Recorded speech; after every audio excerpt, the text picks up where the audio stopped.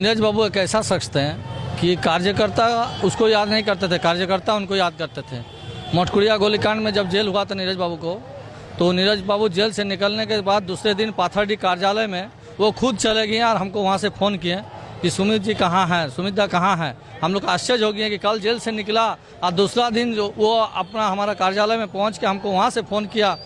वो काली रात जब नीरज बाबू अपने गाड़ी से जा रहे थे और अचानक उन पर ताबड़तोड़ फायरिंग हुआ और वो दिवंगत हो गए, तब की कुछ अगर यादें अगर आप शेयर करना चाहें, बताना चाहें कि क्या ऐसी चीज़ें थी, कहाँ से वो आ रहे थे, कैसे क्या हुआ था।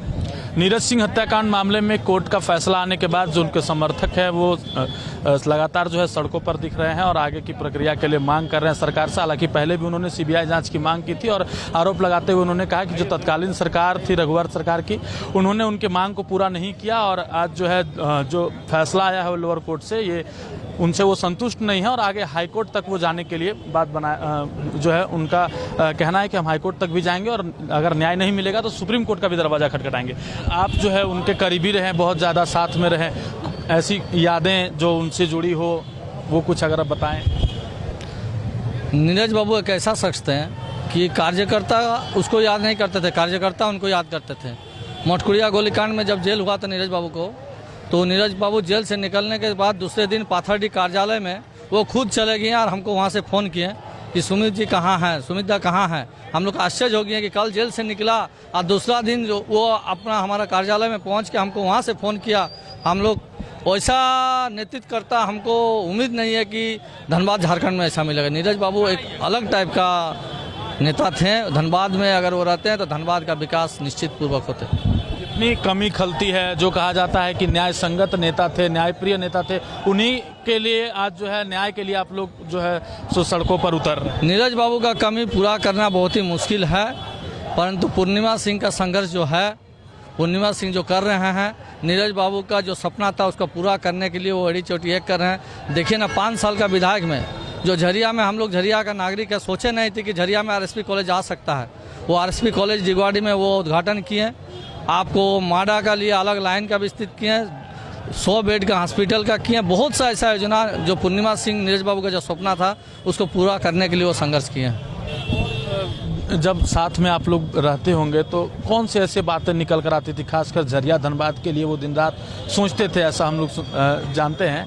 तो कौन सी ऐसी चीज़ें जो है वो आपको याद आती है जब वो अभी प्रेजेंट नहीं है? देखिए, नीरज बाबू का सबसे बड़ा सोच ये था कि जो नीचे स्तर के दबे हुए कुचले हुए व्यक्ति हैं, उसका अगर प्रॉब्लम होता था, हम लोग को कहते थे कि दादा ऐसा कुछ प्रॉब्लम हो जाए तो हमको जानकारी दीजिएगा। हमारे सुदामडी में एक जीरा देवी हत्या का भूदसान हो गया था, जीरा देवी, और उसको मैनेजमेंट ने फैसला कर दिया, 30,000 40,000 में समझौता कर दिया था। और उनको हम बोले कि दादा एक भूदसान में एक लेडीज़ का मृत्यु हो गया, 40,000 रुपया मैनेजमेंट दे के उसको समझौता कर। बोला आप रोकिए, मैं आ रहा हूँ। और वो आके वही जीरा देवी का आंदोलन को बहुत बृहद करके 1.5 से 2 लाख रुपया दिलवाएं और वो लड़ाई जोर शोर से वो लड़ाई। कभी भी गरीब के साथ जो दलाल, हर जगह में दलाल पैदा है, हर कोलियारी में, हर जगह में, ब्लॉक से लेके वो दलाल लोग क्या करता है कि गरीब को आवाज़ को दबाने की कोशिश करता था। नीरज बाबू उसको विरोध करते थे। एक सवाल हम अगर आपसे पूछे तो वो काली रात जब नीरज बाबू अपने गाड़ी से जा रहे थे और अचानक उन पर ताबड़तोड़ फायरिंग हुआ और वो दिवंगत हो गए, तब की कुछ अगर यादें अगर आप शेयर करना चाहें, बताना चाहें कि क्या ऐसी चीज़ें थी, कहाँ से वो आ रहे थे, कैसे क्या हुआ था। देखिए, उस दिन का तो घटना को हमको खबर मिला टेलीफोनिक माध्यम से। वो घटना के दिन सोचने थे कि कार्यालय से वो आ रहे थे, उसके एक दिन आगे हम लोग जो है उनके साथ थे। और नीरज बाबू का जो घटना घटी तो हम लोग 40 मिनट में सेंट्रल हॉस्पिटल पहुँचे। उनकी माँ, उनके सब सज्जन लोग वहीं बैठे हुए थे, हमको भीड़ में जाने नहीं दे रहे थे। तो हमको याद है उनका माँ हमको अंदर घुसने के लिए बोले एसपी साहब के पास। वो कठिन परिस्थिति उस समय की थी। अब पूरे धनबाद जिला सुना हो गया था। यही सब याद है और क्या बताएं इसके बारे में विशेष। मेरा नाम सुमित सुपकार, हम वार्ड संख्या 51 के पूर्व पार्षद हैं और नीरज बाबू का हम समर्थक हैं। तो जो ये लोग जिनसे हमने बात की वो नीरज सिंह के काफ़ी करीबी रह चुके हैं और साथ में उनके जो हैं झरिया धनबाद में राजनीति करते हैं, संघर्ष करते थे मजदूरों की, कोयला मजदूरों की, गरीबों की और धनबाद वासियों की। अब वो हमारे बीच नहीं है। फैसला भी आया कोर्ट से, फैसले से वो संतुष्ट नहीं है और आगे जो है वो उस फैसले के विरोध में जो है हाईकोर्ट भी जाने की बात कर रहे हैं। फिलहाल आगे की अपडेट्स के लिए जुड़े रहे 11 स्कोप के साथ, हम आपको दिखाएंगे। आगे जो भी अपडेट होगा हम आपको देते रहेंगे। सहयोगी रोशन के साथ प्रभात रंजन।